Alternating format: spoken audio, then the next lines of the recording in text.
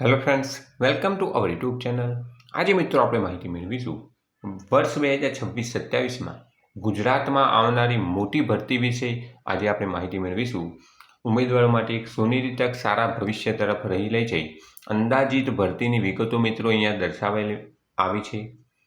સીસીની એક ભરતીની પરીક્ષા સપ્ટેમ્બર મહિનામાં લેવામાં આવનાર છે, જ્યારે સીસીની નવી 5000થી પણ ટોટલ 2500+ જગ્યાઓ પર નવી સરકારી ભરતીની જાહેરાત મિત્રો ટૂંક જ સમયમાં થશે, જેની પરીક્ષા ડિસેમ્બરમાં લેવામાં આવશે, ડિસેમ્બર 2026.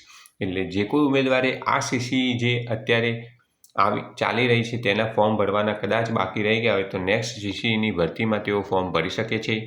ત્યારબાદ પંચાયતની ટોટલ 5000થી પણ વધુ જગ્યાઓ માટે નવી સરકારી ભરતીની મિત્રો જાહેરાત આવવાની છે, કે જેમાં જુનિયર ક્લાર્ક, રેવન્યુ તલાટી જેવા અલગ અલગ હોદ્દાઓ પર નવી સરકારી ભરતી પંચાયતમાં પણ મિત્રો આવવાની છે. ત્યારબાદ હાઈકોર્ટની ભરતી, કે જેમાં હાઈકોર્ટ આસિસ્ટન્ટ, બેલીફ જેવી અલગ અલગ જગ્યાઓ પર 4000થી પણ વધુ જગ્યાઓ પર ભરતી ટૂંક જ સમયમાં જાહેર થશે. આ જાહેરાત મિત્રો 26-27 નાણાકીય વર્ષ માટે છે. ફોરેસ્ટ વિભાગમાં પણ 500થી પણ વધુ જગ્યાઓ પર નવી સરકારી ભરતીની જાહેરાત આવવાની છે મિત્રો. વનપાલની ભરતી પણ છે, જેમાં 150થી પણ વધુ જગ્યાઓ પર ભરતી આવવાની છે.